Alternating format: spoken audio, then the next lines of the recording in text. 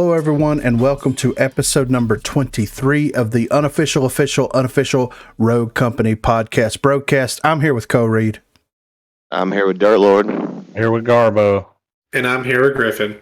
And this is the Rogue Company Podcast, bringing you all the news that you need to know. And we're going to start it out here hot and heavy with the Covert Ops update notes. So the last episode that we did, the PTS, the update was supposed to come out. It didn't come out. We finally got it. This article was typed up, or at least made public, on April the 12th. So we've had it as of recording this for about 12, 13 days, right? Well, 11 days, I guess. And we've experienced the update quite a bit, and I feel like we are very well informed to actually comment on a lot of this stuff that happened. First up, the new rank season. So they changed the rank system from a 4v4 to a 3v3 rank system. And this is something that we talked about in the PTS notes. Didn't really understand. Like I understood why those changes were happening to bring it a little bit more in line with the competitive side, but I still don't, and even now don't understand why 3v3 is considered more competitive than 4v4. And I think that I have a couple of those answers now. But we've played ranked. We've played ranked a pretty decent amount since the update comes out, to be honest. And it's been a pretty pleasant experience. Like, surprisingly pleasant. Yeah. I mean, I can sit here and admit right now that, like, I went in pretty hard on changing the ranked from 3v3 or 4v4 to 3v3. And I can legitimately sit here and say I was incorrect. Based off of the experience that I've had with ranked and how ranked and competitive normally flows, I didn't think it was a good idea, and I was proved wrong, and I'm okay with that because I would rather be proved wrong than to be proved right, right? Yeah. So yeah, in this situation. Yeah. So the 3v3 ranked is not a terrible experience, and one of the reasons why I feel like that they've done this is because of a lot of the changes that are coming into the game, like basically having to relearn a lot of the stuff, right? Mm-hmm. Coupled with the fact that, like, utility is so much more prevalent than it's ever been in the game. And if you have one less person throwing or shooting, or, you know what I mean? Yeah. And then think about that. Yeah, exactly. And then it's different. Yeah, for sure. Right. And then speaking of that, like, you have one less entity in the world. You have one less person causing chaos in the matches. Therefore, the servers and the match itself is going to run better because it's not having to load two other people with them doing all the crazy stuff that they're doing. Right. Mm-hmm. And then it also, expands the pool. I can sit here and legitimately say that we've had the most competitive ranked matches that we've ever had play in Rogue Company. Sure. I mean, I would say that the majority of the matches that we played felt very well balanced for the most part, and I don't think that there was any games that we got completely ran all over. Mm-mm. And that is, like, normally whenever we would play ranked, it would be one or two good games here and there. We would run over somebody, we would get ran over, and then it would be like this vicious cycle. We run over them, they run over us. We run over them, they run over us. Doesn't seem to be happening that way. You just kind of hope you get a good round. rando. 7-0s and 0-7s. Yeah, absolutely. Yeah. So I really do enjoy the ranked experience. I'm hoping that they'll learn a lot from this, and I hope that they learn a lot from ranked and from public matches and take all that stuff into consideration for more balanced changes in the future, So they updated the PERK system completely, and we talked about this in depth, and I'm just going to kind of run through here and kind of give thoughts on it and see what you guys think about it. So they upped the perks from 6 to 8. Then they also gave the perks rarities, which provided different effects based off of what rarity it actually was. And they also added a couple of new perks into the game, like Energizer, Gunsmith, Volatile. They changed shredder rounds up. They added Crackshot, Bulletproof, Restock. They renamed Tracker to Spotter. They renamed Headstrong to Armor. They removed Cloaked. They put Toughen Up as a part of Tenacity. And yeah, like those are the perk changes. And I will say that some of the new perks feel unnecessary, but some of the new perks feel absolutely necessary, in my opinion. I love volatile. Yes, I think that is one of the best additions that they've made in the game, in my opinion. Yep. With any character that uses a lot of tick damage, it's very, very helpful. Yeah, because And then, go ahead. but it forces the other team to move faster. Yeah, you have to respond like immediately. Yeah. Or you're you'll dead. die. Yeah. Yeah. Yeah. And especially in a game where, like, we've talked about utility, we're going to continue to talk about utility throughout this entire episode. But, you know, with incendiary grenades, the Vipoison, the trench barbed wire, and I think that those are the only things that have lingering effects that actually use volatile. You know, those things are very easy to get away from. Those things are very easy to avoid in a lot of situations. And volatile brought the effectiveness of those things up in a big way, but in a very well balanced way, in my opinion. Because it is easy to avoid barbed wire. It is easy to avoid the Vipoison. It is easy to avoid incendiary grenades, unless you're just stuck between a rock and a hard place. So it makes using those gadgets and those abilities way more beneficial. Where on the other hand, you've got, they even have it. Yes, they don't even have it on here. I don't even see it. Because I would pick Blaster and Volatile on Switchblade, and let me tell you. Yeah. And Blaster, in my opinion, is a perk that was not necessary to be added into the game. The utility that we currently have in game at base is more than sufficient for what we're trying to do in these matches. And then they're gonna make it that much more effective. And it's crazy, dude. When you can one-shot someone with Switchblade and down them with the rocket, and then the lingering effect of the pulls with Volatile, like it makes her crazy. Whoa. Yeah. And your rocket comes back. Yeah, exactly. And that's another thing. Like, they have the rechargeable abilities now in public demolition and in all other game modes. Ranked is a little different. We'll get into that here in a little bit, but like, it's crazy that that's going to come back. And I understand that, like, they want people to start prioritizing APS systems and rogues with APS systems, but you shouldn't have to be forced to pick a rogue that has APS systems to keep from being utility spammed. That is absolutely insane, you know? Crackshot, for the most part, is okay. Gunsmith is an absolutely insane perk that I think that a lot of people are just, I don't think people really understand what it does. Because when you pick that thing up with Anvil and you realize that you have over 100 bullets in your weapon. 109. Whoa, you know? Yeah. Like in the Mark IV, dude, it'll give you 52. Yeah, and that is insane. Plenty. Yeah. And that absolutely changes the TTK up in a huge way, because you're extending the TTK of the weapon whenever you increase the magazine size of it. You have that more, you know, the break in there, and your ability to like play around someone that's having to reload goes completely out the window. Not to mention, it adds extra bullets to like the arbitrator and the tier, which is just nutty in my opinion.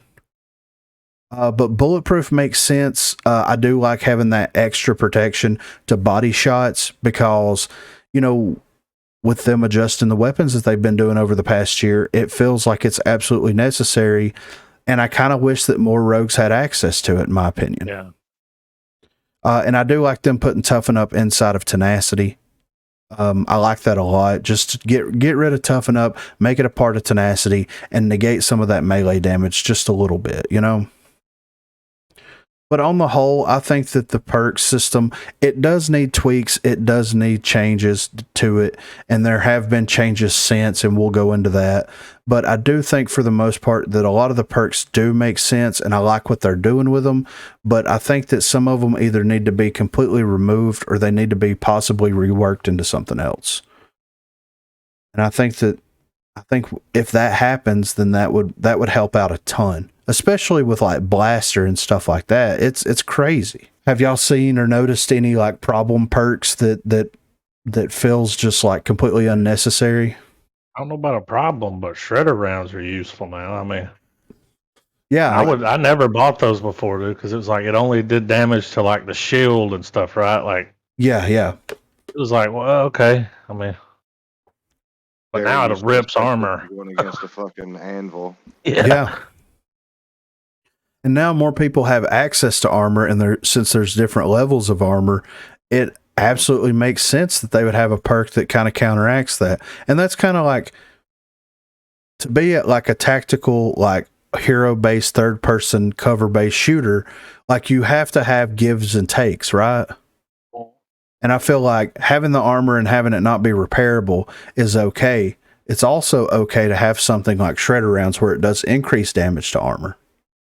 And that balances that out very well. Like that's a yin and yang to the entire situation that I feel like they should have modeled everything else over.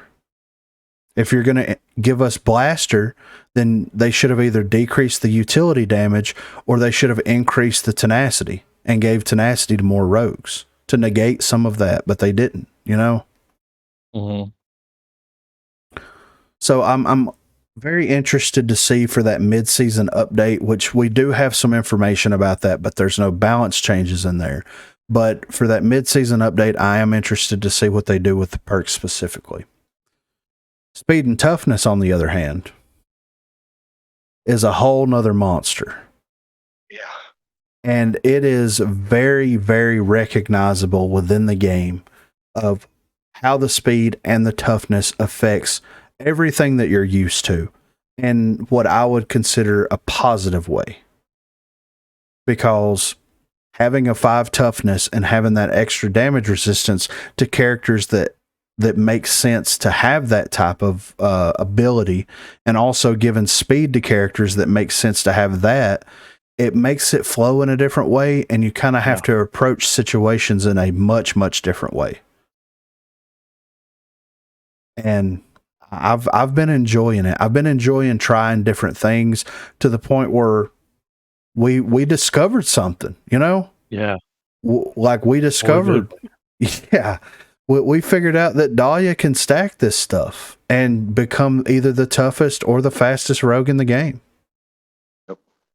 And that was something that's not anywhere on these notes. I don't see it anywhere. Nobody mentioned it. No, there's no rogue changes that mention this. And we had to get confirmation from the developers themselves, and they did confirm that it was acting as intended. So It'd have been nice just to have that mentioned. Yeah, absolutely right. Even if it was like an afterthought or anything like that, it's like, oh yeah, whenever you play Dahlia, you're going to notice that the speed and toughness picks up. So it's going to like scale kind of, or stack in a weird way, or like there was no explanation whatsoever. It just happens. Nah, and even the rogue partners didn't have a clue about it. Yeah, I asked one of the rogue partners if he knew anything about it before I even made the video, and he said he had no idea. He had no idea that change was even in the game. And that's bad. That's not good in my opinion at all, you know? Those people representing your brand, they should have all the facts. Yeah, absolutely, right. But the speed and toughness system, I really do hope that they kind of take this and expand on it just a little bit, because, you know, in a traditional hero-based shooter, you know, you have multiple abilities that you're working with, right? So you'll have like a movement ability, and you'll have like some rogues or some characters will have a defensive ability, some will have an offensive ability, they'll have a special ability. Like, you know, when you look at Overwatch, whenever you look at paladins, things like that, you have multiple abilities that you're working on. And I understand that this isn't a traditional hero shooter, but having a passive ability and an active ability kind of puts you in that line of being a hero shooter. But there's but there's nothing else that defines that other than whatever weapon that you decide that you want to use. And then on top of that, the perks that you have access to. And now with speed and toughness, it feels like it adds an extra dimension and an extra oomph to that rogue's personality, to the way that rogue plays. Like Lancer. Lancer is spongy. She is she's a fucking frail flower now. Yeah. But Delicate. but she is fast as fuck. Oh yeah. And the trade-off there makes sense. And I like that trade-off, because if she can get the jump on you and you can get it on her real quick, you will probably win the gunfight. You don't have these Lancers anymore that are just Hail Marying around the map and just burning people down like they were before. You also see the increased pick rate to some of the least played rogues like Anvil. Yeah. And is Anvil a little overboard? I don't think so. I mean, I don't know, dude. I've died a lot playing him. I mean, it depends on how you're playing. He burns. It makes sense that he would be tough, though. He's a tank. He's real slow, too. I love it. I like how he's tanky. I'm just saying.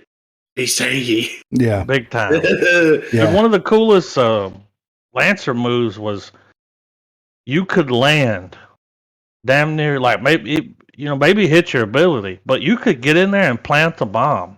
Yes. Before anyone ever got there. Yeah.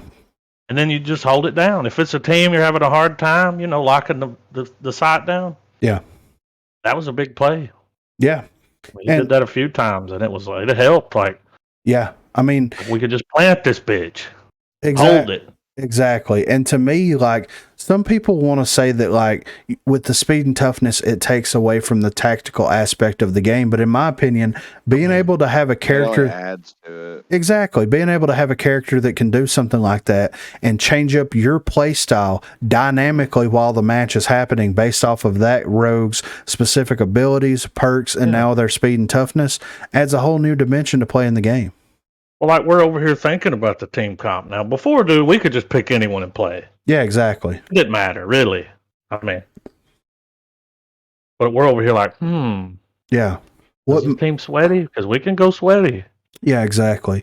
And then you have to take their picks into consideration as well. And you didn't have to take that into as much consideration in the past, because, like, if they have rogues that are all, level 5 toughness, then you have to play that way differently than playing against a team with level 1 toughness but level 5 speed.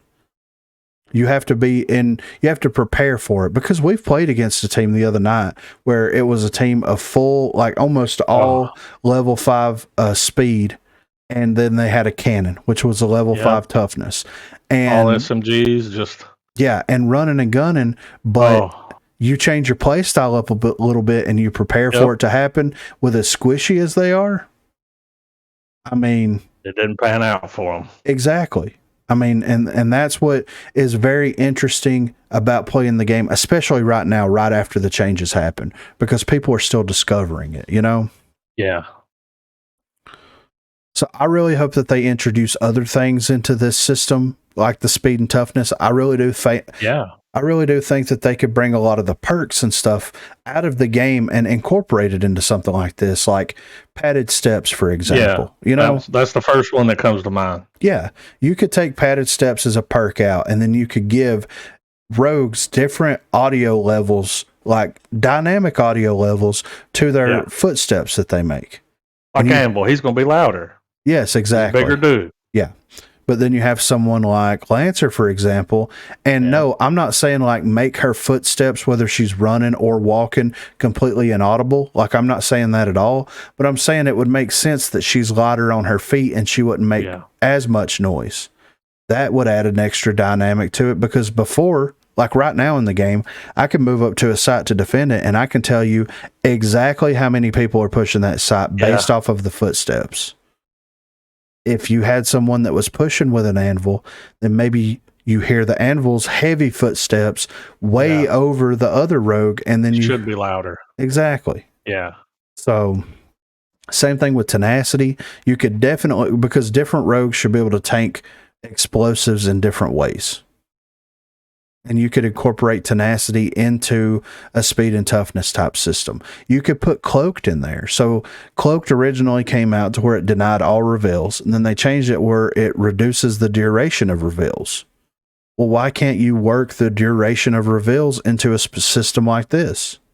Maybe you get hit with the seeker arrow and you're revealed, and the normal reveal is like 5 or 6 seconds. Well, if you pick someone like, I don't know, Dallas or something, maybe it only lasts 4 seconds with him or 2 seconds with him.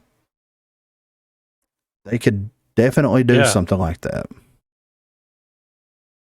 But on the whole, I like the speed and toughness system. What do you guys think about it so far? I like it so far. Yeah. I was gonna say I like it. The only issue I have is I think Vi should have a higher toughness. She's got like a toughness of 2, and she's supposed to be a defender. Yeah. A little squishy in my opinion, but outside of that, I think everyone else is pretty solid. Yeah, I haven't really seen any outliers, and like it makes sense, like Switchblade being a glass cannon, right? No, absolutely. She can deal out so much damage, it would make sense that she could get burnt quickly, too. Yeah, absolutely. He's powerful, that shotgun. Yeah.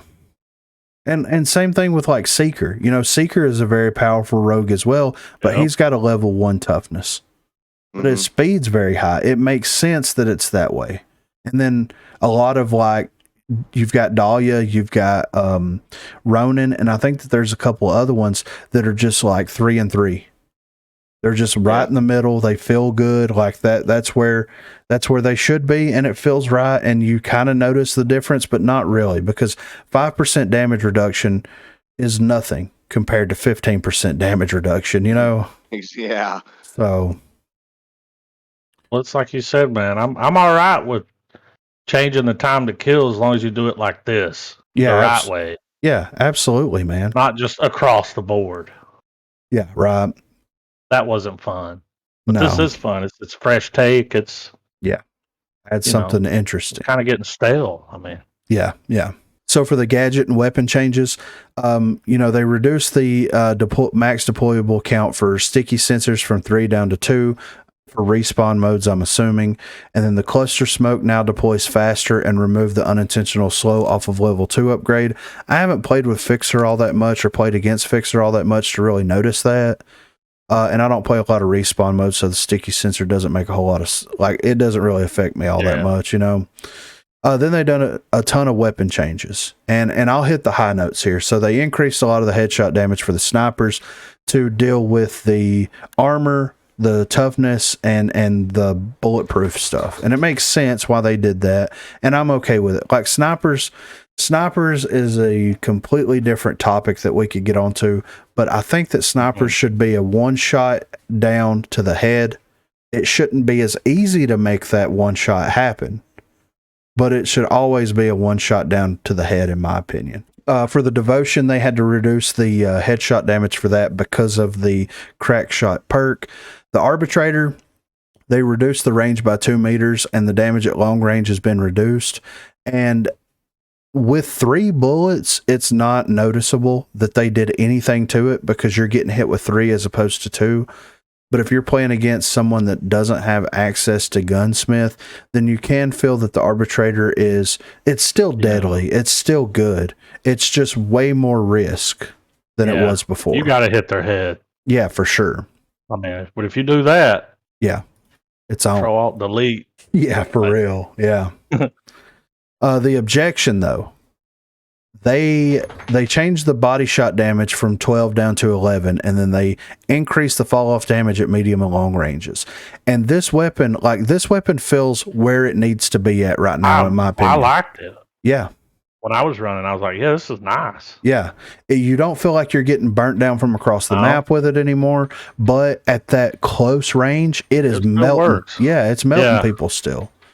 And that feels good, especially when you put it in the hands of someone that's going to exploit it in that kind of way, which would be a Lancer.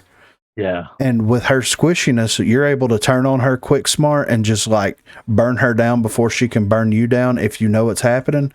Then that's... Or she can bunny hop. Yeah, right. Yeah. The Sahara, they increased the recoil and they reduced the mag size upgrade. So instead of providing 15 additional ammo, now it provides 10 additional ammo.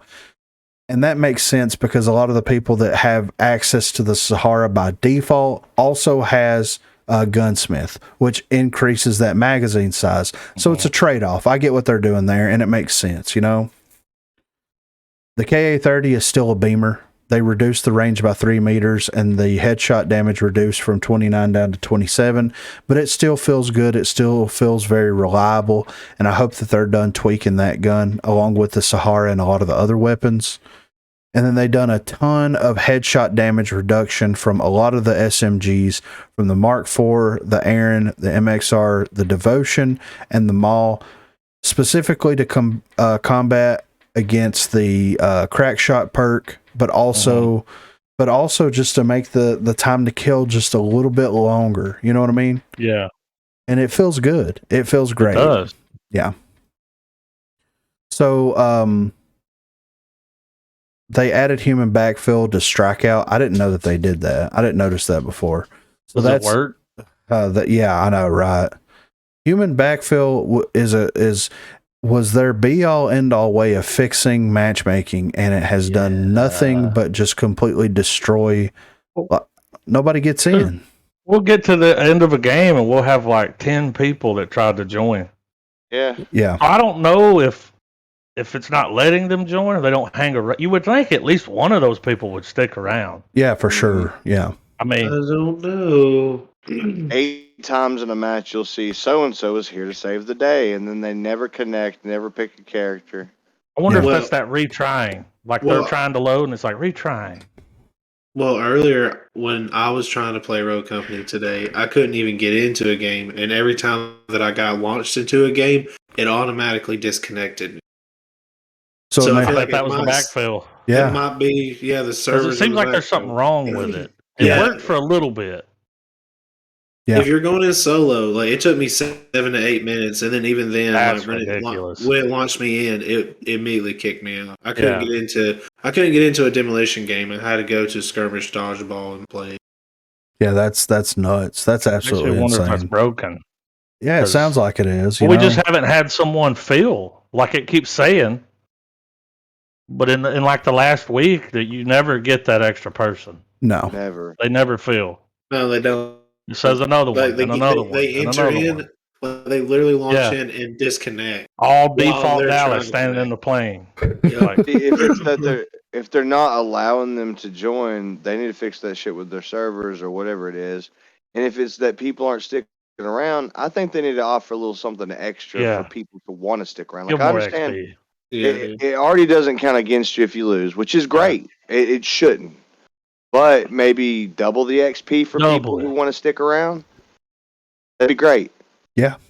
I'd stick around. I don't see a problem too. with that. Yeah, I don't see a problem with that at all. Or at least I give mean- even an extra 5% bonus to Battle Pass XP or Yeah. something. You're probably people coming stay. into a game that you're already losing. So Oh, yep. That's what I was about to say. Yeah. Especially if we're coming into a game where give we're them losing. something just to If we're stay. winning, I mean, I can understand not getting double XP, but if we're losing, come on, man, throw me some chump change for having me come into this game that's already on a lopsided thing. Give me some extra points, reputation, whatever.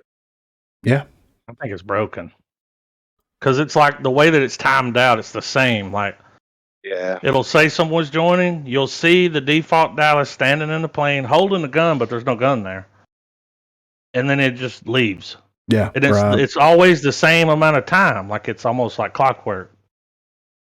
So it you seems assume like at it's least an one issue. person would stay around, at least one.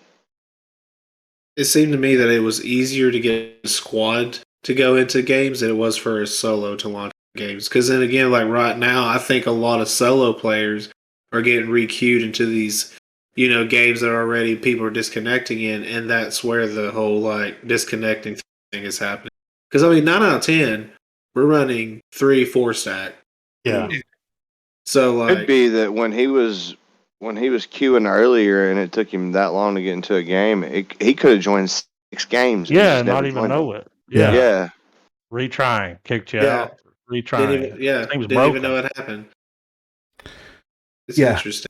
Yeah, and I saw that one of the Rogue partners was tweeting that out earlier. He was queuing for matches for like 15, 20 minutes. Whoa, that's And yeah, and it kept saying the same thing, retrying, trying to get Yep. into a match and everything. And so either it's bugged, but here's the thing, man. Like, they thought that this was going to save like matchmaking. This was going to save Rogue Company. This was going to prevent the deserters, the leavers, and people being frustrated. It's making it worse. Yeah. It is. It's making it 100% worse. And like we said before, like I said before, like this is not the way to fix this at all. This is not the way. Solo players can't even get into a game. Yeah. So because it keeps trying to backfill you instead of putting you in one that's exactly. It's not trying to put you into a brand new game. Yeah. It's trying to backfill find a game that's empty and they just throw you in there. Yeah. Because you're a solo player. Take it offline. Get it out. You know, like that's kind of like not fair to solo players that don't have people to play with and stuff for whatever reason that they're not playing with, other players. It lasted about as long as the bots did. Yeah, right. The bots are more efficient. At least they're making it. At least they'll distract them. At least they're there. Like, come over here. Look at this guy staring at the wall. He's running into it. And you might show up and wipe the team. You don't know. What are we gaining from 7 players entering and disconnecting? The leaderboard stack? Okay. Yeah, right. 7 people disconnected. Cool. Yeah. So hopefully they'll do something about that. Like, to me, they should just completely disable it until they figure out what the problem is. Like that needs to be hot fixed immediately, Yes. And so they did a lot of changes to like Battle Zone and stuff like that. I'm not going to go into any of that kind of stuff. So Demolition, they added the abilities recharge, which we'll get into that here in a little bit because they made some changes to that. They changed the economy for everything to basically you're going to start with all your weapons, except for ranked. Now there was a bug in there where you could purchase your weapon right out of the gate in ranked. That's not supposed to happen. I believe the pistol round is supposed to happen. Yeah. So that was an unintentional bug that happened. It is what it is, But they also added Meltdown to the map rotation in ranked, and they removed King of the Hill, which was like a fantastic change for ranked, in my opinion, at least until the map /game mode voting thing comes into it. Let's leave it at Demolition for now, and once you get that working the way that it needs to, then let's kind of start pivoting into some other things here, But that's the Covert Ops update. Like I said, that came out on April the 12th. We've experienced it. We've had a good time, but there have been some things that have been changed since then. So on April the 13th, there was a tweet by Rogue Company that said, "Hi Rogues, we appreciate your feedback centered around balance since the Covert Ops update released yesterday. The team is already working on addressing a few points, so be sure to read up on them before our next hotfix." So they originally released these changes through the Reddit page of what they were currently working on and what we could expect, but we finally got the update on April the 21st. And it says, "Hello Rogues, we have deployed a hotfix to make the following changes. So ranked Demolition, they increased the charge rate of all abilities by 25%. This only applies to ranked Demolition. The goal is to reduce the number of abilities used in ranked Demolition." Well, why not just not have it in ranked Demolition? Yeah. Like one and done. Like it was before, like it has been for a very long time. One and done. Well, that's like Switchblade, dude. The chances of me getting a second rocket, the round was going to be over, and I would be right there at it. Yeah. So that felt good. Right. But Saint? Yeah, exactly. Right. Come on now. Yeah. Right. With Energizer, Come on, dude. Yeah, yeah. He'll get someone up before you can even react. Yeah, for sure, it's right? And with his passive ability, once he reses someone, they're going to have 60 HP. Oh, they're going to come back. Yeah. I mean, we did it. We came back blazing. Yeah, absolutely. With the utility, Yeah. You know what I mean? So they did some perk balance here. So resupply, they increased the cost of it from 5,000 to 11,000. And restock went from 10,000 to 15,000. So resupply and restock would allow you to get your utility back whenever you down someone. It dropped the little boxes that you could pick up that would refill your utility. Brief. That is insane. They should have increasing the price makes sense, but should they really be perks? No. Well, you know what I mean? We already have a utility problem. Yeah. It's get rid of it. Exactly. Yeah. So speaking of utility, the gadgets now have been increased. The initial gadget cost has been increased from 4,000 to 5,000, and the upgrades on the gadgets have been increased to 6,500 all across the board. So you guys spend 5K to unlock it to be able to use it, and then you also have to spend 6,500 per upgrade on those gadgets. The only thing that this does not affect is the APS systems. Oh, And the APS systems are going to be the same that it was before because it is the primary method for combating utility dumps. Okay. oh, Yeah, right. So basically they're saying, like, if you're tired of playing against utility, then pick a rogue that has access to APS systems, you know? Well, here's what I would say: if you want restock, pick a fucking runway. Yeah, right. Because Get it out. Yeah. In regular demolition, in public demolition, she could throw her briefcase up to 3 times before that match ends. It's ridiculous. That is absolutely insane. That is absolutely insane. You can't have both. No. I was gonna say, that's a little too much, especially with resupply and that. Like, I mean, with Runway being a character that actually runs the ability on resupplying, why not just take out the perk resupply? You have a rogue for You that. literally have a rogue doing it. Yeah. Yeah. And only 2 people can hit that brief, right? You don't. Yeah. You don't have a rogue that's running on padded steps. You know, like padded steps, you have to walk. Where Lancer, her ability allows her to run. Like, they're just, the abilities are different. Where that's abilities in that perk is not different at all. Yeah.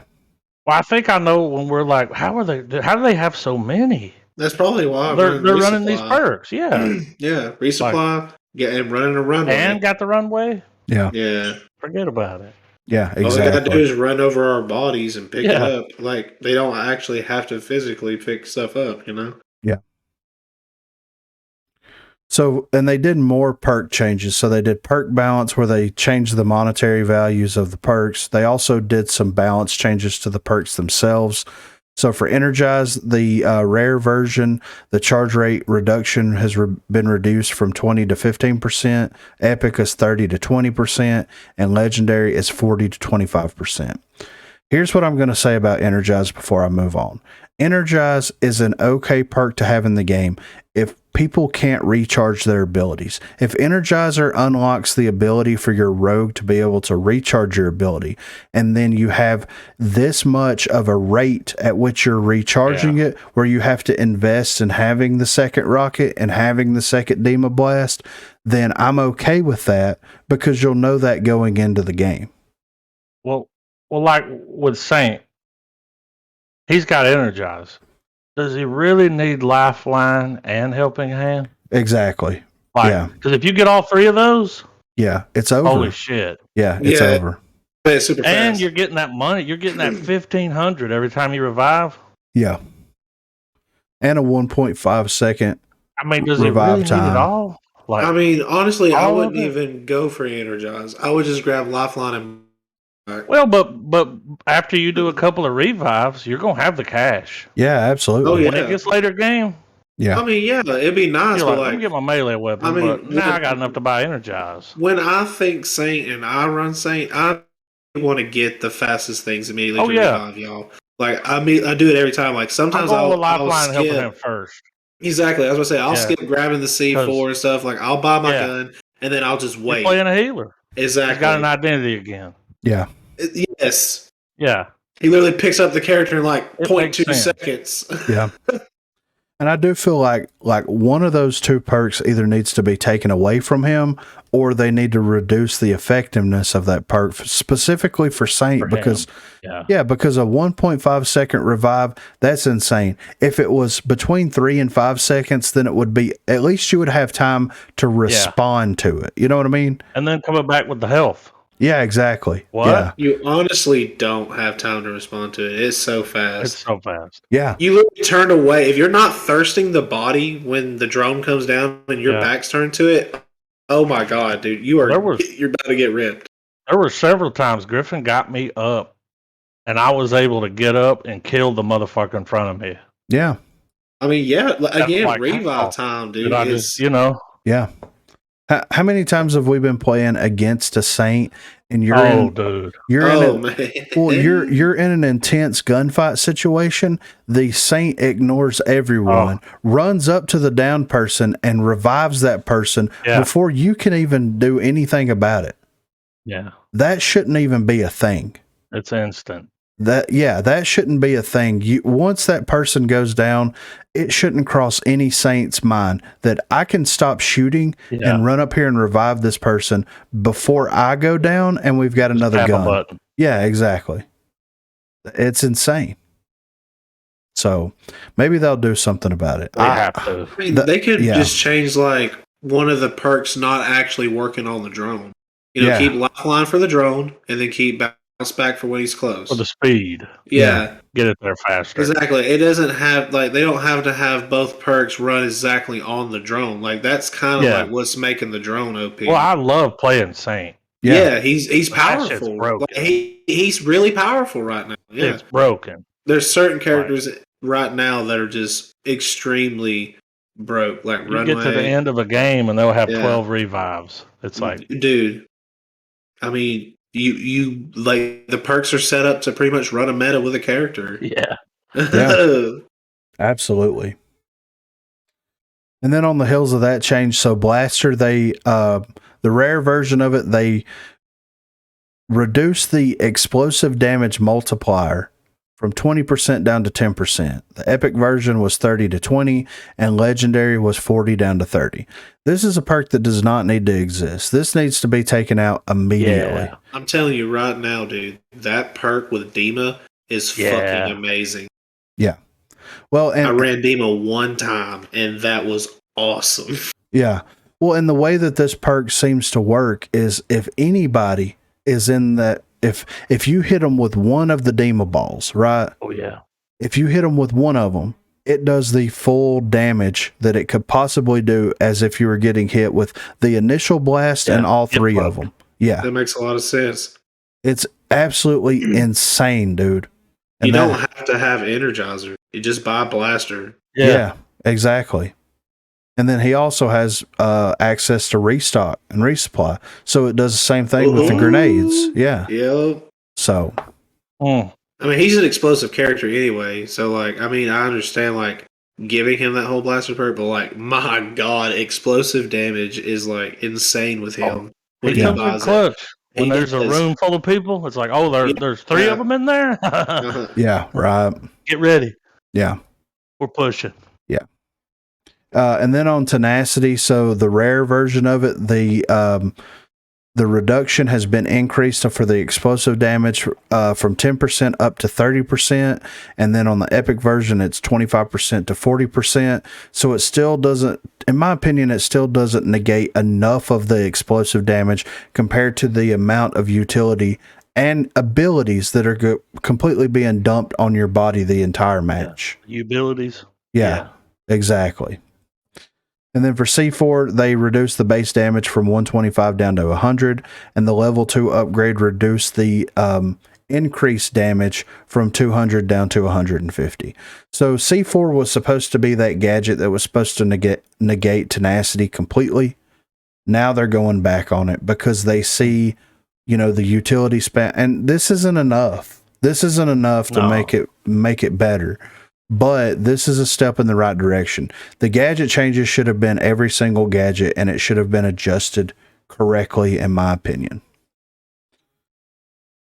So these changes are nice. At least we're gearing into a better direction as far as the update is concerned. They do see the problem areas. They are addressing the problem areas. They just need to address them way more heavily in the mid-season update. I just think, like, what the idea is that everything's too powerful right now. Yeah. Like, all the perks are too powerful. I know they keep reducing it, but, like, right now, it's still, like, too much. Yeah. Does Ronin have Blaster? Yes. That's why. Dude, that's why that knife is doing that then. Yeah. That's why you're experiencing that. Well, like, you're having to relearn, because before you're like, oh, I'm good. Yeah. I'm far enough away from that now. No. But I get it. No, Like, you're gonna have to roll they're twice. trying to give, like, they're trying to set the perks up and everything so the characters can have their identities and everything back. But like, But that knife was already badass. She don't need that. Again, yeah. Yeah, It's just absolutely. it's so much. All the perks are powerful. I mean, with the toughness and the speed and all that's actually in it now. Like, I understand why they're doing it, but like the seasons because I of reported to Ronan, you know? Yeah, right. Because I was like, how? I wasn't close to it. Like, Yeah. one roll away was it's enough just the before. damage, man. Yeah, it's just the damage. Oh yeah. I don't know what blaster it is, if it's rare, epic, or legendary, but I'm telling you, dude, like, it just, with that demo alone, when I bought it, Yeah. it was enough to just I was dropping that was people some every time I shot it. It didn't matter. They were a mile away from it. Yeah. It took any damage. It was, yeah, like Griffin said, it was almost full. It was beautiful. Yeah. And I'm hoping that, and this is going to kind of transition into the next part of the broadcast here, but I'm really hoping that they take all this feedback, and they said it in the update live stream for this next section, that they were actively monitoring everything, and they couldn't provide any balance changes as of right now, but there will be a lot of balance changes coming with it.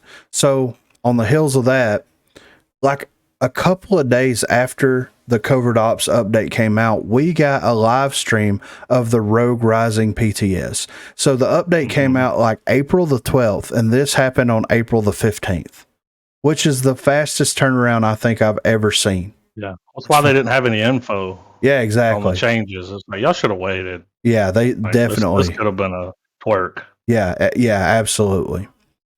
So with this, what we know about the Rogue Rising update so far is we're going to get a new map that is a skirmish map called Vertigo.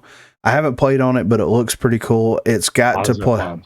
Yeah, it's got to play better than Depot does. And speaking of Depot, they're getting rid of Depot for a little while because they're going to update the map a little bit. I hope that they update some of the cover and make it flow a little bit better than it currently does. Yeah, cover-based game. Yeah, because like Depot is the only map that I've ever played consistently where you start at a standstill and you normally end at a standstill. Well, there's one side of that map that's just better. Yeah. And it's the one with the boxes. Yeah. And each side they can get in that corner. Yeah. Right. Shut it down, you know. Bring in the Demo Blast. Yeah. I don't know. We haven't tried it though. Think about that vibe poison over there. Yeah, I know. It would clear them out push quick. Them back. Yeah, right. Yeah. You're right. But we do have a couple of Project Saint changes here. So there's a new feature that is going to be added in the Rogue Rising update called the MVP lineup. And I have a picture of it here. This picture comes courtesy of Zerger. Thank you, Zerger. So at the end of the match, it's going to give you an MVP screen that's going to show the 3 rogues that were most impactful in that match or in that game. Right. Yep. And here you can see that Rocco Brad was the MVP with Dima. Then you have Angel, bot name over here. And then you have Raphael, bot name over here. And below that, it says 9,100 or 91,000 score, 202,000 score, and 71,000 score. What I hope that they end up doing with the MVP screen is I would love for it to say, okay, the main MVP, right, Rocco Brad here, it should say like X amount of eliminations or X amount of objective time based off of what game type they're playing, right? And then it would be nice if Angel over here below his name, it would say something like, you know, X amount of eliminations, X amount of revives, X amount of whatever. And same thing with Raphael. It should be like, if you play even if you don't play as a support character and you get 10 revives in the match, then you deserve recognition. Yeah. You deserve that recognition. And I hope that they add a little bit more into that. So if you get the MVP, then maybe you get a little bit more experience. Maybe you get a little bit more. It would be nice if it kept track of how many MVPs that you actually got. Yeah. And remember, we talked about that before, like objective time. Yeah, exactly. So now they're going to put that on the scoreboard. Yes. It's like, yeah, hell yeah. Yeah, so that matters. Yeah. So they're updating the scoreboards, and a dynamic scoreboard now. And what they said here is, as a core component of all of our game modes, we decided to overhaul and improve our scoreboard to not only function better, but also better reflect the metrics our players should care about on a game mode by game mode basis. We have a few more improvements, like reworking how eliminations behave, that will represent player performance. Let us know what you think. So the dynamic scoreboard is going to have more information. So for demolition, for example, it's going to have how many bombs you plant, how many bombs you defuse. On STRIKEOUT, it's going to have, I guess, how many tickets you take away or how much time you're on the objective or something like that. And that's something like that stuff is important. Sense. Yeah. We're not playing team deathmatch in every game mode. Like, there's an objective to do here. So, like, give us a little bit of something, you know? They're also doing dynamic match music. I don't play with the music on, so this isn't going to really impact me whatsoever. But apparently they've put a system in place to where as matches intensify, they are going to intensify the music that is there to match that. And I have a feeling that it's not going to be dynamic. I have a feeling that it's going to be on a timer. Yeah. You know, whenever you're playing a demolition match and you start with like 2 minutes or 2.5 minutes, when it gets down to 30 seconds, it's going to kick that music up. It's going to get that blood flowing. You know what I mean? It's going to do something. Yeah, exactly. Yeah. And then there's also going to be a new narrative event. And I think this might be the very first narrative event that we've had so far. Mm-hmm. It's called Juke's Gambit. And I do believe that Juke is going to be the next rogue that will be released in Rogue Company. So here they say, since the introduction of Rogue Company, we have been hard at work building the world and everything within it. We were aware that we lacked the means of delivering our lore to the community, something that was often requested by our players for a good while. We've rolled out bits and hints to the world of Rogue Company and its characters via bios and maps. Now, with our narrative event feature, this will be the first way that allows players to engage with our lore by accomplishing objectives to not only receive a cosmetic reward, but also unlock lore that reveals more about the world, the characters, and potential events. We hope that you enjoy our first narrative event, Juke's Gambit, as we figure out who really was impacted by Jackal's attack on Meltdown. And the way that this system kind of works, from what I understand, is it's going to be kind of like the Rambo update. Yeah. They're going to require you to do certain things. Whenever you do those certain things, you're going to get a cosmetic reward. But not only are you getting a cosmetic reward, you're also getting a lore. You're also getting a lore reward as well. Which, like, how often have we said they need to figure out a way to incorporate the lore into the battle passes, into the events? I mean, we're over here coming up with backstories for people. Yeah, exactly. Like, yeah, right. So it is nice that they're finally, after 2 years, doing something with the lore. You know what I mean? Yeah. Because I know a lot of people like the lore. Like me, you know, me personally, whatever, it is what it is. But I know it's cool if it's there. Yeah. Like, this happened. Yeah, exactly. Okay. So, and like I said, the Rogue Rising update, I have no idea when that's coming out. I don't know what the balance changes for Rogue Rising is going to be. They did the play test for it on April the 17th to April the 19th. Couldn't get into a match per usual, you know. And it happened over the Easter weekend, right? Yeah, that's a weird time to do that. Which, like, not only that, but didn't the servers go down? Oh. So did they even have the ability to play it? I don't know. I didn't. No. So I don't know. That's every PTS. So yeah, exactly. Right. Yeah. So, I like a lot of the changes. I like the MVP stuff. The narrative event thing's cool. The scoreboard thing's cool. The new Vertigo map is cool. What I'm really excited for is the balance changes that's going to be coming with this. That's gonna be the make it or break it to me. You know, the fix is after unleashing the beast. Yeah, exactly. Yeah. I mean, it took them a year, which they're still tweaking the weapons, but it took them over a year to like get the weapons in a good spot. They're feeling pretty good. Yeah. So is it going to take us a year to get the perks and the speed and toughness in a good spot? Like we should learn from our mistakes and move at a more rapid pace now, right? I'll tell you something that would help that is if they could get the console players on the PTS on the test server. That would streamline this. Yeah, absolutely. Yeah. So I'd be worth paying for. Yeah, exactly. Yeah, right. At least for one of the consoles, you know? PlayStation. Yeah, exactly. Just PlayStation. Which is the issue. Yeah, right. Yeah. So I have a feeling that this update is probably going to come out. I'm going to say like maybe after Doctor Strange comes out, which is like 2 weeks from yesterday. About 2 or 3 weeks. Yeah. So, and that should give them plenty of information. And I think that the Rogue Company Championship Series will be started by then. So what a weird time. Anyway, we'll get into that. If she gets banned. Yeah, exactly. Right. Yeah. So. It's the 5-round burst, right? Yeah. Last up here before we get into the community section, on April the 18th, Rogue Company tweeted out a very simple tweet here that said ranked draft pick coming soon. And there's a video here. And all it says is draft pick coming soon.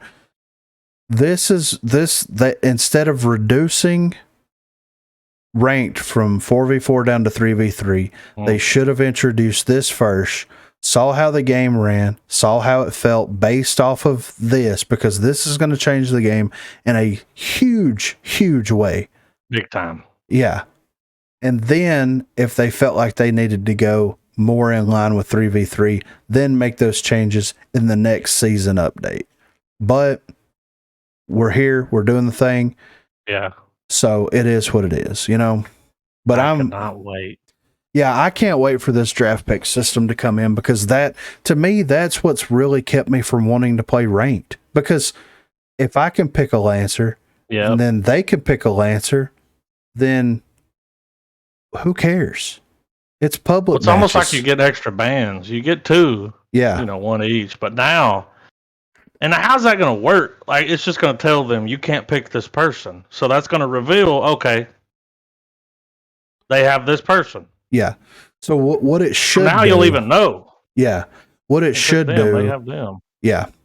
It should show both teams. It shouldn't show the names or anything. You should be able to see your team. You should be able to see the enemy team.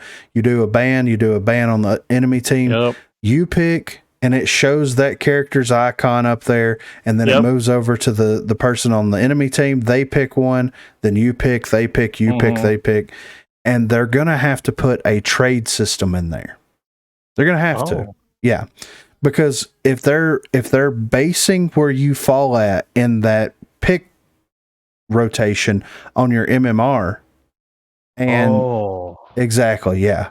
So, and if I'm at the top of let's say I'm at the top of the board, yeah. And then didn't Paladins have that? Exactly, yeah. That's who you want.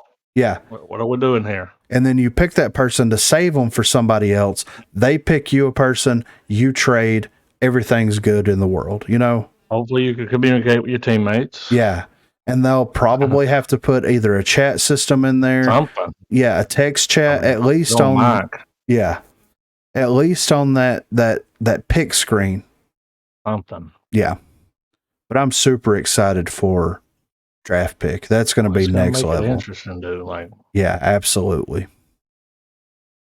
So there's a ton of stuff that's coming down the pipeline here for Rogue Company, and I think that the Rogue Rising update is going to be more or less about balance. I feel like that we're going to get a lot of the ranked draft and a lot of other stuff in the next season that comes out.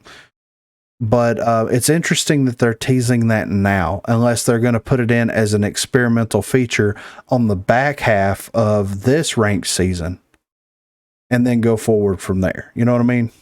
Uh-huh. It wouldn't surprise me if they put it in as an experimental feature. And I would be okay with that. Sure. I would be perfectly fine with getting on there, experimenting with it, testing it, telling them what I think, telling them what I like and don't like about it, and be done with it, you know? Yeah. So, but the Covert Ops update, that's the main the main course here is the Covert Ops update. What do you guys think so far about the Covert Ops update? Oh yeah, like I said, man, I like it. Yeah, the introduction of all the new stuff is, I really feel like it's added to the tactical part of the tactical shooter. Yeah. Yeah. And that's what we've been in for this since the beginning for. Yes. Like, I mean, yeah, I agree with Corey there, but again, all in all, like, they're getting their identities back, but the perks are just way too powerful. Yeah. Like, just maybe a little reduction. I Yeah. mean, I don't like Griffin. You said take Blaster out. I don't know. Maybe they just rework Blaster a little bit Be because, careful like, about who you I give mean, it to. yeah, because I mean, Don't give it again, to like, fucking Switchblade. I mean, it'd be. all you have it. Yeah, that is weird. I noticed that. I mean, she can link Like, onto well, anybody, you know, and she has grenade. So yeah, that's but like, she could have a better perk than that. Like, I mean, I don't even know what rarity it is with her, but it's a low. It's like the low. second It's one you like can purchase. 4,000 or something. Yeah. oh, Yeah. then it's probably just because of her grenade. It's like, so here you can do a little more damage You, to some like, toughness. It's just kind of like giving them options instead of just like, oh, we gotta make this same set with Dahlia every time. You know, it's like maybe if I throw some grenades with Blaster, I'll get a couple kills. You know, it's just a mix. Yeah. Well, and I agree, man. I think that if they take the time and adjust or remove some of the perks that are currently in the game, some of the problem child perks, and then do a massive overhaul to their utility system, then I think the game will be in the best spot that it's ever been in. Yeah, because it's definitely going the right direction. Like, we're enjoying it as, like... Yeah, like I said, like, the whole characters and the way they feel better. And, like, again, like, I know Anvil's just the tank, you know, the body. And I'm like, ugh, but all in all, like, he deserves that. It's, like, him to be, like, the first rogue or whatever, he is, like, hardly recognized. And he's awesome of a character. Yeah. Been excited to get on and play the game again more. Yeah, me too. Because it's new. There's a lot of new. Yeah. Yeah. And I will say this, man, like, we've had a lot of rocky updates in the past, right? Like, borderline unplayable because of the amount of bugs or issues or whatever is going on with those updates.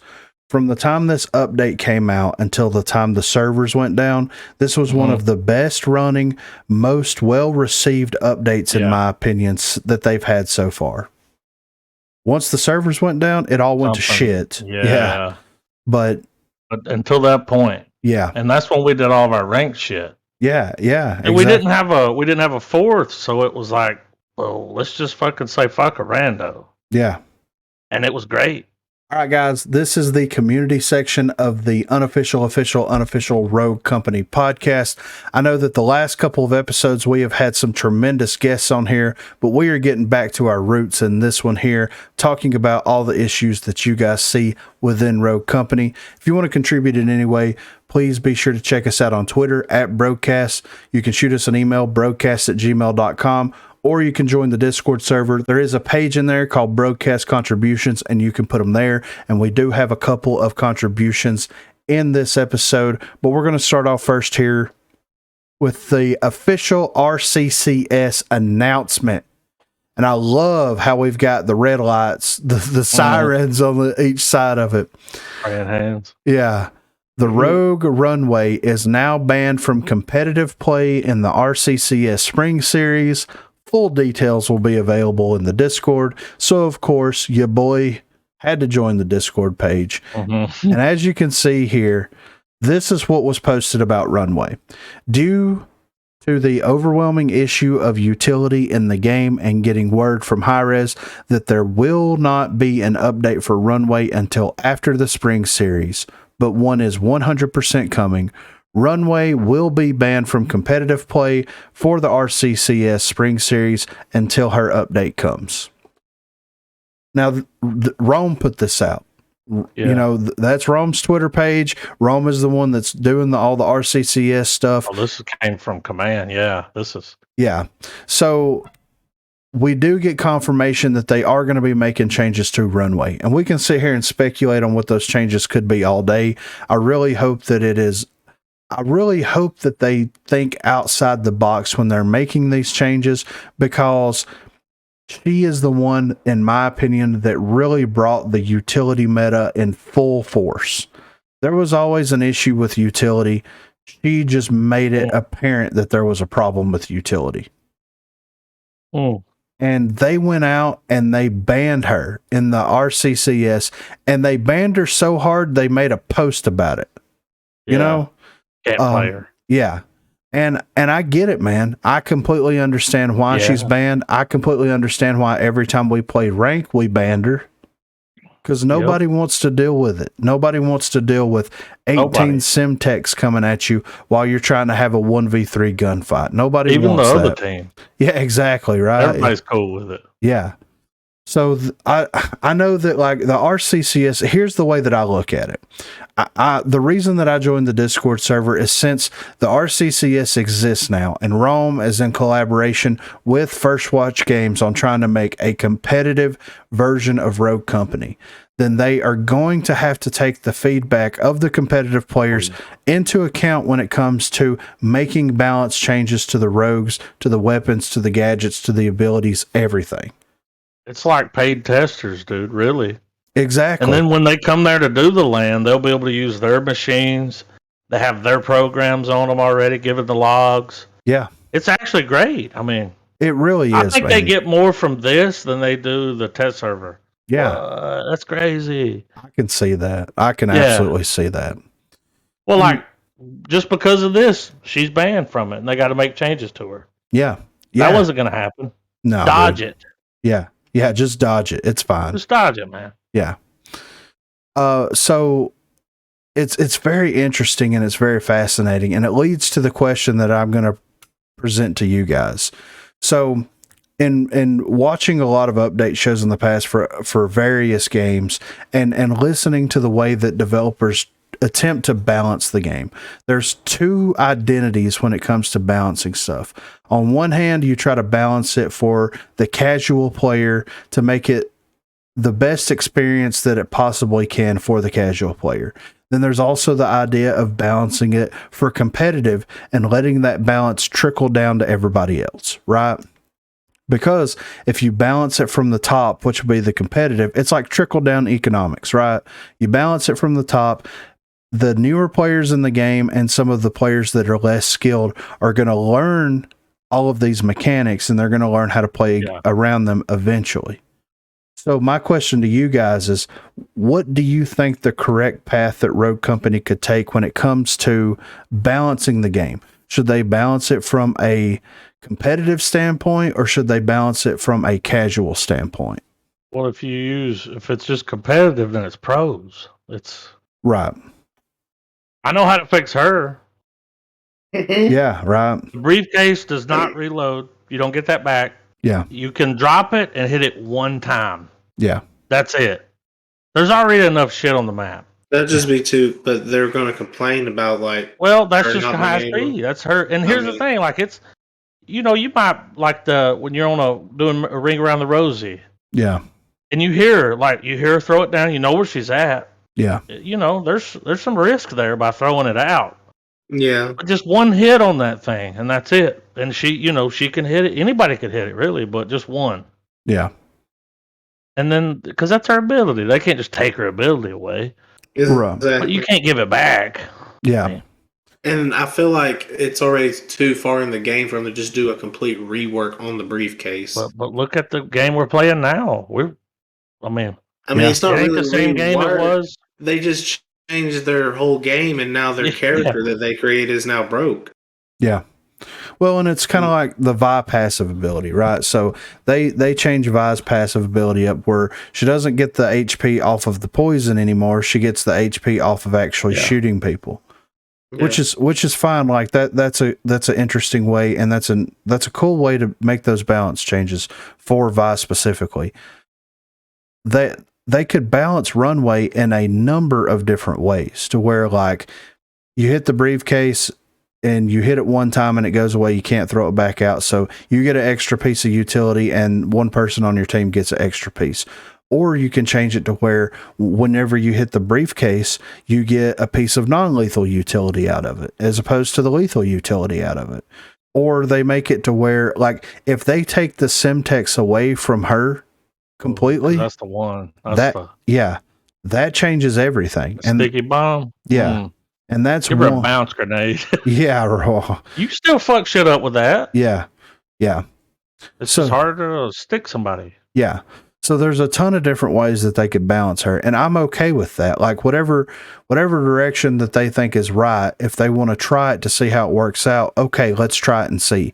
But make the right decision. The right decision. Go ahead. Sorry. Well, I think with what you asked was you have to use the pros. Exactly. Because they'll find something and exploit it. Absolutely. To win. Absolutely. So you kind of have to use them. That's why this is happening. This wasn't going to happen without this. No. There's no way. So you have to use them. Yeah, and they'll find the best shit. Yeah. And use it. And not only that, but like with RCCS like becoming more prevalent, the people, like whenever you go over to Twitch, the majority of the people that are watching people play Rogue Company are competitive players. Yeah. You see competitive players run a specific thing. It's just like every other game. You see that meta develop, and then you see people start adapting that meta in their own play style and in their own matches that they're playing. So if you do trickle down balance changes, then that means that you get rid of the meta as much as you possibly can, and you make you make it viable for anything to be successful, depending on you as the individual. And when I was watching them run scrims, dude, I was surprised how much I saw Talon. Yeah, it's crazy, right? That was the big reveal character for them because they could pull it back, and you can grab the bomb if you're behind the box. Like that's cool. You're not losing the reveal. They run a lot of Talon, and I was like, okay, yeah. But you got to move the dart. Yeah, makes sense. You can't just throw it somewhere, And that's why I don't think that they'll be making changes to someone like Talon, because I've seen a lot of those scrims and tournaments and stuff that they've had, and you do see that character a lot. You do see a lot of people running with Talon, with the D3 DI, with the flashbangs. You know what I mean? Yep. Like you see that in almost every single match for now, at least until the draft comes into it. But you you see that constantly. And people bitched about the way that they changed Talon, and I don't necessarily like the way that they changed Talon, but because he's meant to be played that way. Yeah, and they're playing him the right way. Yeah. Like more or less, technically they're playing him the right way. Yeah. Supposed to move that dart around. Yeah. Get it back. There's nobody there. Move on. Yeah. And it helps the other team. They hear it. How many times you like Talon dart in the middle? Yeah, exactly. Right. Know where he's at. It's on truck, Yeah. Yeah. Party box. Yeah. So I think that is absolutely the best way to balance the game. And I'm okay with that. And let's do it. Like, let's do it from RCCS down and let everybody else, ourselves included, that fall into that, like the non-competitive, like the high level ranked players down, let them figure it out. Let them see, how the changes are actually going to affect the game by experiencing the matches, and then go from there with it, Yeah. But next up, we have a post here. GREENBOI sent this to me. So GREENBOI somehow figured out how to get the new SMG into Rogue Company. I don't know how, in the love of God, he did it. He is a madman. But this SMG does a ton of damage. It is a 5-round burst SMG, and it does substantial damage at mid-range, at long range.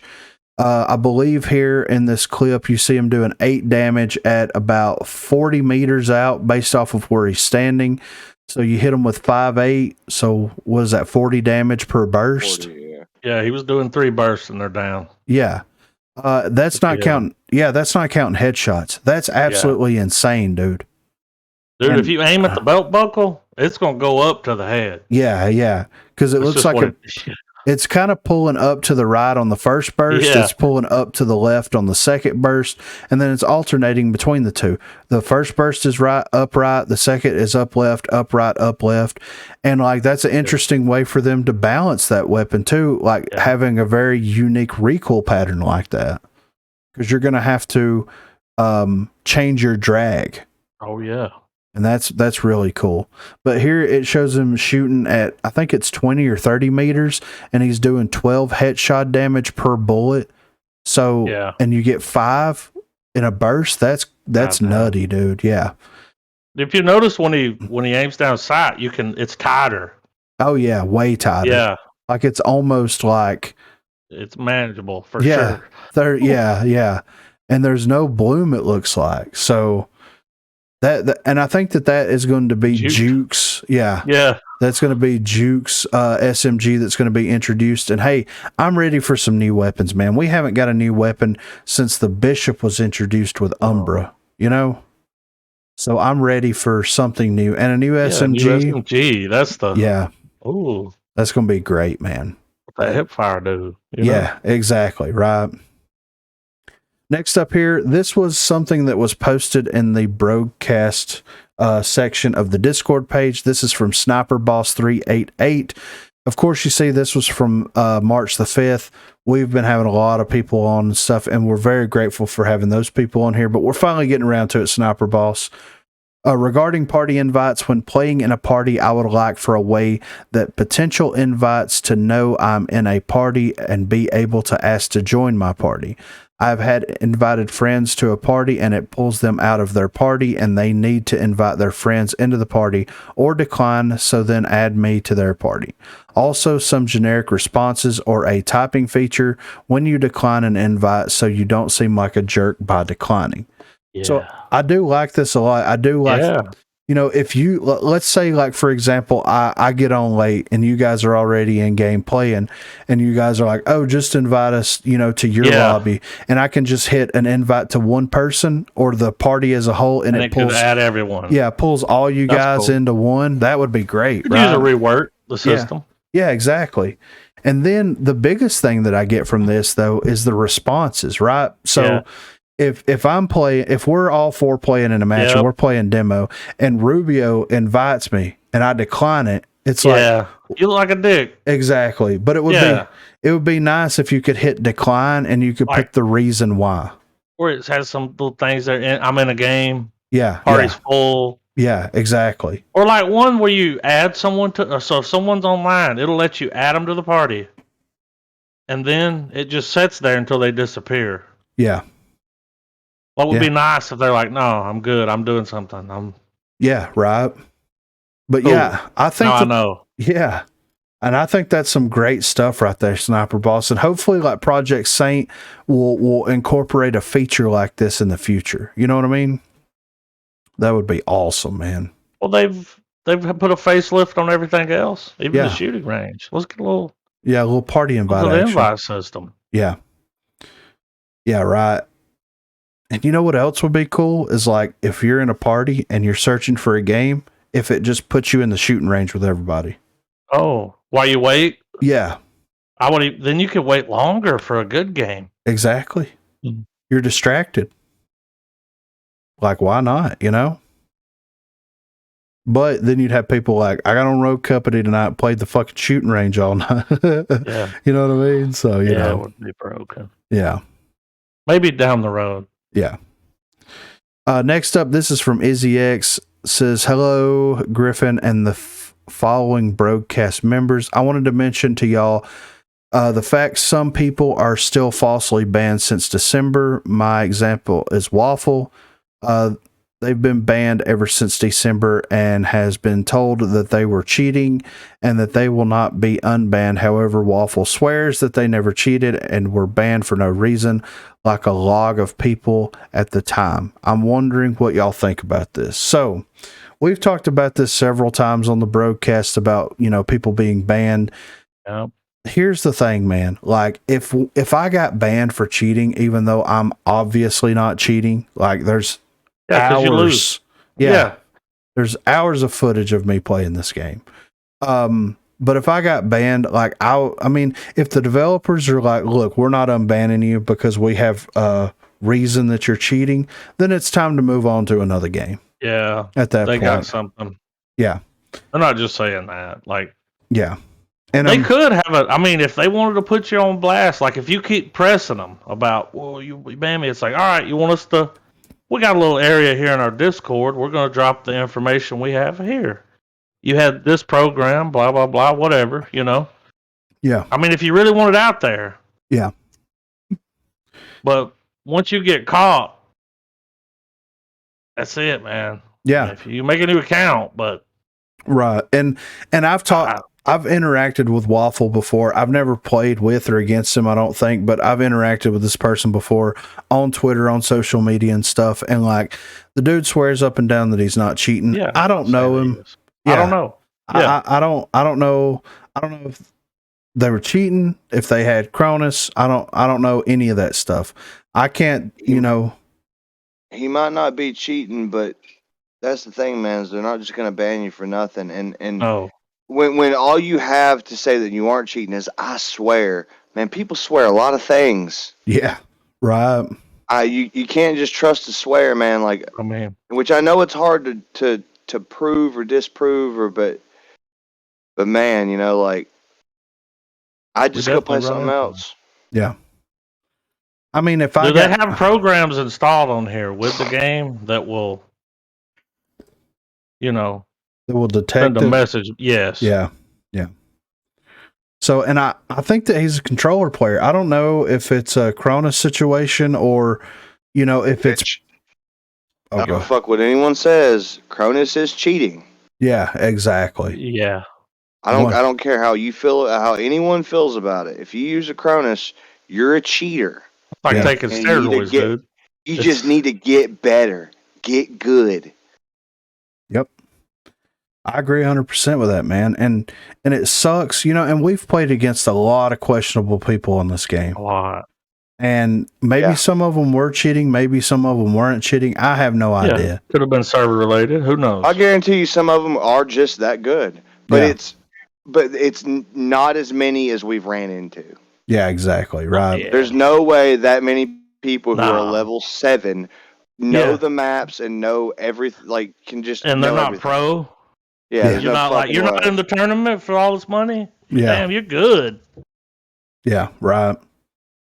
So, and I haven't seen a huge flux recently. I know that there was a huge flux that happened right before Christmas because people were getting banned like crazy and they couldn't do anything over Christmas break because nobody was there. Nobody was at work. Nobody was doing anything. And I know some of those people got unbanned. Yeah. And it was reviewed. Yeah, exactly. So in a situation like that, if Waffle loves the game, then Waffle, I mean, if it was me and I loved the game that much and I didn't want to move on to another game, I just would refuse to buy anything. Yeah. I mean, you can absolutely have the exact same experience whether you own a skin or not. You know what I mean? Yeah, that doesn't matter. Yeah. So, and I would just put my money where my mouth is in that situation. And here's the thing. If Waffle really wasn't cheating, I would make it my mission to start a new account and to play that account as much as humanly possible. To say, hey, this is my my second account. I'm just not cheating. Good here. Yeah, go look at the stats. Tell me what's going on with it. You know, I would drive to their headquarters and play for them. You know what I mean? Just it makes you wonder, man, because all those bans came around a certain time, and you know, it could have been for something else. Yeah, exactly. I mean, it could have been for toxicity, for saying something inappropriate. Like we don't know. Yeah, exactly. Harassing someone. They'll do it though. Yeah. You get on here and be mean to people. Yeah. And talk like, you know, mad shit. Yeah. Yeah. And especially if they get footage of it. Yeah. You'll get banned. They could ban you for something as simple as uncapping your FPS. Which is crazy. Which is it's an option. It shouldn't be there Yeah. I mean. But you know. So So yeah, that's what I would suggest. I mean, it sucks that it happens. I don't know any, you know, a lot of these people that do get banned, I don't know them and I haven't played with or against them, but I hope it doesn't happen to someone. I hope it doesn't happen to anyone. If they're not cheating and they get banned, then that sucks. And I'm sorry for anybody that happened to, you know? So next up here, this was a post over on Reddit by Left Butt Cheek 1. The issue was utility spam. Have mixed feelings about the hotfix making it less viable to spam utility. Big W. Price to restock might be a bit too much, but sure. Nerfing C4 again? Okay. We go back to what it was a couple of updates ago, but now with the toughness stats, it won't down a lot of rogues until max upgraded. Increasing overall cost of util and super buffing tenacity, great. Now utility isn't viable anymore against half of the rogues, just a minor nuisance for those with tenacity. What led devs to think that jumping from the extreme of complete util spam mayhem to the other extreme of making them useless is the best possible solution? Are they useless? I don't think that we've played. I don't Has think it felt useless to you? No, it hasn't felt useless. I don't understand that. Yeah, no. Like, a lot of people don't have tenacity. Yeah, exactly, right. Like, yeah. And also, and a lot of times I won't buy. I'm like, I'll see the other people on the team. I'm like, it's not even worth it. I'm going for this. Yeah, right. Exactly. And that's the thing, man. Like, a lot of people, well, I'm not going to say a lot of people, but myself, for example, I don't like playing the same rogue over and over and over and over and over again. You know, that's why I don't have any of the rogues fully mastered. I've got so many rogues at like level 7, 8, and 9 that it's not even funny, but like, I don't like playing the same rogue until I get them mastered or whatever. Yeah. But if you're going to like commit to it, like if you're going to commit with Anvil could absolutely take a ton of stuff. Yeah. Just because of his toughness, his tenacity that he has, his armor that he has, like that. So if I really he also has bulletproof. Yeah, exactly. So if I hated utility spam to the point where it was causing me to have a miserable existence, I would just play Anvil, and that's the only rogue I would play. Because that's the one person that can just not be down with utility and spam. He's got the protection system. Exactly, yeah. So, and he's got a shield. Yeah, so... You don't want him throwing shit through that window? Block it off. Yeah, right, yeah. So, and I don't think that they've reached the other extreme yet. And should they reach that other extreme? Absolutely not. But the utility should be there. Like, if it's a perfect dead-on grenade, if you stick someone, if you land a bounce grenade perfectly at someone's feet, then yes, by all means, that should be a down. Yeah. Not mad at that when that happens. No. But it's getting 4 Semtex thrown at you that you're what you would consider a reasonable distance away, and the indicator tells you that you're far enough away that you won't take damage, but you still take substantial damage from it. That's the problem, you know? Yeah, for real. Yeah. So I still think that there's a lot that needs to be done with utility. We're definitely not anywhere near being in the clear with that, in my opinion. So... Next up, we've got a post here by Zealous Ideal by 984. Change it. I think the next focus should be game modes. As the name suggests, I think that the next focus would be implementing more game modes. Personally, the game has been kind of boring. There are only 3 game modes plus an LTM. I've never liked playing Search and Destroy, so I don't play Demolition, and the LTMs are I think the player count for all game modes should be extended to 5v5 or 6v6, preferably 6v6. Also think that there should be more fast-paced game modes as well as game modes that differentiate the rogues. I believe these game modes should be added. Capture the flag, a moving zone objective game like Hardpoint, or some type of objective that is constantly. Strikeout is okay, but needs more players and a higher life count, and a solo player game mode like free-for-all or gun game. A story mode wouldn't hurt either. Whatever happened to BIOS? Now I understand the player pool might be a problem. That's why I suggest releasing these as LTM to see which ones have positive feedback. You can always make adjustments to the game modes. Boredom kills games, and Rogue Company has great potential. I just hope that someone at High Res sees and takes this into consideration. So Pretty Hair came out and he said that, you know, they're working on a system to where basically they're going to lump all the single life game modes into one, where you can vote on what you want to play. Yeah. And then they're going to do the same thing with Respawn. That way, all the LTMs, everything will be there all at one time. You know what I mean? Fast track that, you know? Exactly, right. Also, there was some information that was leaked recently by Cremar, believe it or not. Oh. So Cremar leaked 3 game modes that are going to be coming up. Apex, which is one in the chamber. Apex again, which is called Gun Game. And then Apex again called Shoddy Snipes. So there's 3 potential LTMs in the game mode right now. So one in the chamber is 1 shot, 1 kill. It's the same one in the chamber that we've always had. Gun Game, each weapon kill ranks up to a new gun until you finish with melee throw. And then Shoddy Snipers is shoot people with shotguns or snipers to win. So they are working. Yeah, they are working on all of this stuff. I don't think that increasing the player count for the game modes to 5v5 or 6v6 is a good idea whatsoever. Well, this is a Respawn game mode kind of guy. Yeah, exactly. He's like, I want it to be faster, but add more deaths. Like, you know. Yeah, right. But capture the flag, dude, we've talked about that. Like, yeah, that would be just us great. talk and be like, that'd be fun to play. Like, yeah.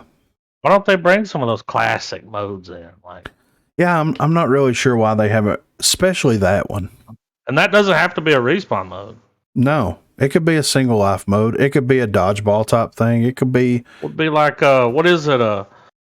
On COD where you have the bomb, where you have to plant it. One person can have it. One person could just finish that game. It's a 1 life game. Yeah, search and destroy. That's fun. Yeah.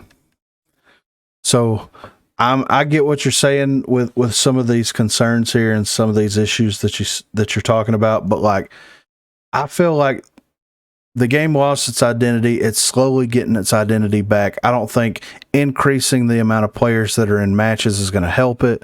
Also, don't think that adding more Respawn game modes into the game is particularly going to help it all that much. And they already have something like Hardpoint. It's called King of the Hill. Yeah. You know, it moves around the map. It does move. So, last up here, we have a post by Belutha Bear 85. High res disable human backfill, please. This is absolutely ridiculous. All day I have to go through at least 4 drop-in matches that glitches out before I get into a normal match. I don't understand how this passed through PTS without any issues beforehand. Tons of other shooters use a drop-in system. CSGO comes to mind. Why, with all their resources and data, have high-res failed this poorly and allowed this to be released? I know why I got through the PTS, because a lot of people that get on the PTS are playing with people. Yeah, exactly. They're playing custom matches and stuff. Yeah. And like for a couple of weeks, man, like 2 or 3 weeks, the backfill system actually worked. It worked. Yeah. You backfilled. Yeah. But something broke. Something absolutely broke in the code. I don't know what's going on. It was that first patch, man. Yeah. And now it's not working correctly. And like I said before, like we talked about before, the backfill is not the solution to how you maintain your players in your game. Oh. Like that, to me, the best thing should be harsher punishments, man. For leaving. Yeah, the way I see it is if you are going to join into a match and then you're going to make the conscious effort to leave that match, rage quit. Yeah, then you shouldn't be playing that game. You got outplayed. Yeah. So you shouldn't be in that game. Exactly. Yeah. And I would love to see something like the backfill thing. Like whenever they first introduced the backfill thing, how many fucking matches did we play where people would just drop out? That there was no repercussions whatsoever. So, but then we had some where people came in and Yeah, had a good We time. get a new guy, and it was like, oh shit, he's cool. Yeah, Good right. rando. Yeah. And So- win, but that's all I've got for the community section this week, guys. Some good contributions there. We had 2 Broguecast contributions. We had a couple of things over on the Reddit page. We also got to check in with Rome and with GREENBOI. It's always a pleasure checking in with GREENBOI. But this is episode number 23 of the Unofficial Rogue Company Podcast, Broguecast. If you want to contribute any way in the future, please do so by shooting us a tweet at Broguecast. You can send us an email, broguecast@gmail.com, or you can join the Discord. The link will be in the description down below. So for this episode, I'm here with Co Reed. I'm here with Dirt Lord. I'm here with Garbo. And I'm here with Griffin. And thank you guys so much for watching. Thank you guys so much for listening, and we will catch you guys next time. Have a good one, guys.